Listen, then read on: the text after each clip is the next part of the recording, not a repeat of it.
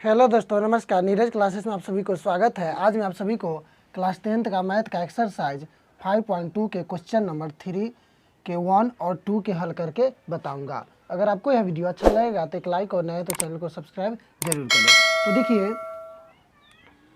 First question है 2 box और 26 है, यानी इसमें इस बॉक्स का मान निकालना है। और सेकेंड में क्या है, यह बॉक्स खाली है और दूसरा पद दिया हुआ है, तीसरा पद ज्ञात करना है, चौथा पद दिया हुआ है। तो चलिए फर्स्ट क्वेश्चन को हल करते हैं। फर्स्ट क्वेश्चन को हल करते हैं। सबसे पहले फर्स्ट है क्वेश्चन है 2 बॉक्स और 26 ये है।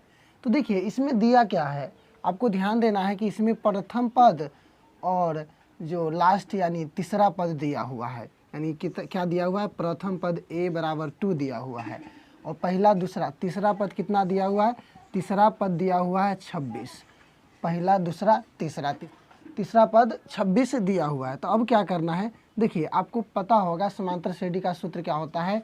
अगर मान लीजिए आपको प्रथम पद निकालना है तो an यानी a होता है a1 बराबर a होता है, a2 बराबर a प्लस d होता है, a प्लस यानी a3 बराबर a प्लस 2d होता है और चौथा पद बराबर a प्लस 3d होता है, पाँचवा पद बराबर a प्लस 4d होता है। इस टाइप से आप आगे समांतर श्रेणी का सूत्र के यूज कर सकते हैं। तो इस प्रकार से समांतर श्रेणी का क्या होता है, सूत्र होता है। अगर मान लीजिए हमको 15वां पद निकालना है तो a प्लस क्या होता है, 14d होता है।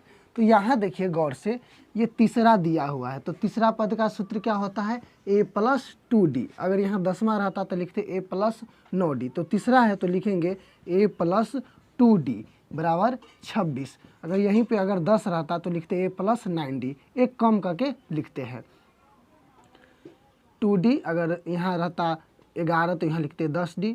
तो देखिए यहाँ a के मान दिया हुआ है 2 और प्लस 2 गुने यानी d बराबर 26। तो 2d बराबर आपको 26 और इधर प्लस है तो इधर आएगा तो माइनस 2 हो जाएगा। तो 2d बराबर हो जाएगा 26 में से 2 गया तो 24। d का मान हो जाएगा 24/2, यानी d का मान कितना हो जाएगा, d के मान कितना हो जाएगा, d के मान हो जाएगा आपको 12 दूना 24, यानी आपका आंसर आ जाएगा d का मान 12। तो आपको निकालना कौन है, दूसरा पद।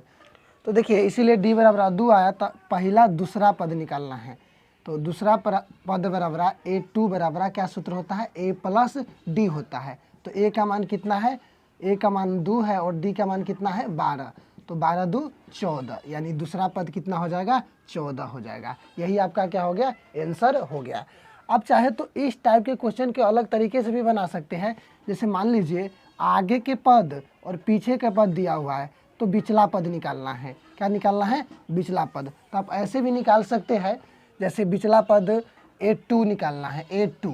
तो a2 निकालने का मतलब अगर बिचला पद निकालना हो तो इस दोनों के जोड़ देते हैं, 2 प्लस 26 देकर और 2 से भाग दे देंगे। 26 2 28/2 बराबर कितना हो जाएगा, 14। इस तरीके से भी बना सकते हैं।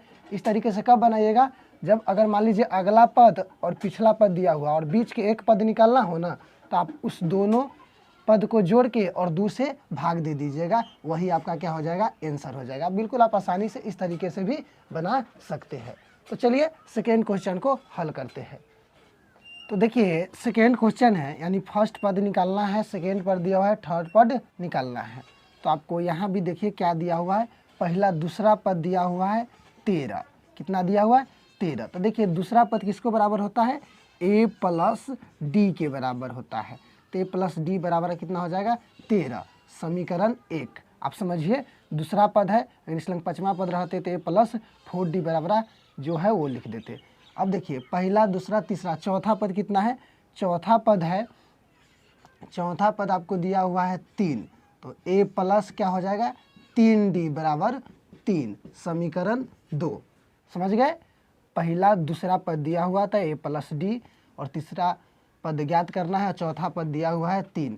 तो चौथा पद का सूत्र क्या होता है, a प्लस 3d बराबर 3। समीकरण 2। तो देखिए यहाँ 2 समीकरण है, इसमें क्या करना है, a और d के मान निकालना है। तो आपको a d मान निकालने के लिए आपको क्या करना होगा, आप 3 चैप्टर पढ़े होंगे विलोपन विधि से या प्रतिस्थापन, कोई विधि से आप इसको हल करिए। तो चलिए हम विलोपन विधि से हल करेंगे। तो देखिए विलोपन विधि क्या है, किसी एक को आपको बराबर करके क्या करना होता है, जोड़ घटाव करके उसको काटना पड़ता है। तो यहाँ देखिए यहाँ भी ए है और यहाँ भी ए है, तो ये भी प्लस है, ये भी प्लस है, लेकिन इसको हम घटाव करेंगे तो ए से ए कट जाएगा। तो लिखिए समीकरण 1 - 2 से, अब विलोपन विधि से हम इसको बनाएंगे, विलोपन विधि से हम इसको बनाएंगे। तो पहला समीकरण था a + d = 13 और दूसरा था a + 3d = 3, यानी घटाना है, समीकरण 1 में से 2 को घटाना है तो चिन्ह बदल दीजिए। आपको विलोपन विधि आता है तो आप बिल्कुल इसको समझ जाइएगा। तो इसको काट देंगे क्योंकि a और ये प्लस a घट जाएगा, 0 हो जाएगा, और यहाँ d है और यहाँ -3d है, तो -3d में से d घटाएंगे तो -2d हो जाएगा, और 13 में से 3 घटाएंगे तो कितना हो जाएगा 10, क्योंकि माइनस है तो घट जाएगा। और ये चिन्ह बदल गया क्योंकि घटाव करते हैं तो हमको चिन्ह बदलना पड़ता है। तो d के मान हो जाएगा 10/-2, तो d के मान हो जाएगा आपको माइनस, यानी 2 पंचे 10, यानी आपको आंसर आ जाएगा -5। किसका मान हो जाएगा, d के मान हो जाएगा -5 हो जाएगा।